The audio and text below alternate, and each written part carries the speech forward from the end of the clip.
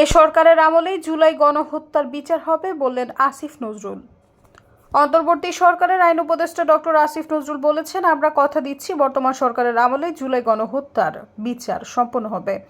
জুলাই হত্যাকাণ্ডে যারা মামলা করেছে তাদের স্থায়ীভাবে হয়রানির অভিযোগ রয়েছে। প্রশাসনকে অনুরোধ করব তাদের সর্বোচ্চ নিরাপত্তা নিশ্চিত করতে। লুটেরা চাঁদাবাজদের বিরুদ্ধে রুখে দাঁড়ানোর আহ্বান জানাই। সোমবার বিকেল 3টায় জুলাই আন্দোলনের শহীদদের স্মরণে নারায়ণগঞ্জের হাজীগঞ্জ নতুন রাস্তা সড়ক সংলগ্ন এলাকায় নির্মিত দেশের প্রথম স্মৃতিস্তম্ভ উদ্বোধন অনুষ্ঠানে এই কথা বলেন তিনি। নারায়ণগঞ্জ জেলা প্রশাসনের উদ্যোগে আয়োজিত জুলাই শহীদ স্মৃতিস্তম্ভ উদ্বোধনী অনুষ্ঠানে উপস্থিত ছিলেন শিল্প মন্ত্রণালয় এবং গৃহায়ন ও গণপূর্ত মন্ত্রণালয়ের উপদেষ্টা আদিলুর রহমান খান, শিক্ষা মন্ত্রণালয়ের উপদেষ্টা অধ্যাপক ডক্টর চৌধুরী রফিকুল আবরার, পরিবেশ, বন ও জলবায়ু পরিবর্তন এবং পানি সম্পদ মন্ত্রণালয়ের উপদেষ্টা সৈয়দা রিজওয়ানা হাসান, বিদ্যুৎ, জ্বালানি ও খনিজ সম্পদ মন্ত্রণালয়ের উপদেষ্টা মোহাম্মদ ফাউজুল কবির খান।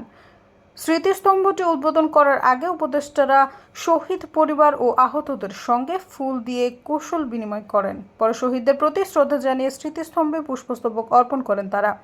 21 জন শহীদের নামে স্মৃতিস্তবক নির্মাণ করেছেন গৃহায়ন ও গণপূর্ত মন্ত্রণালয়।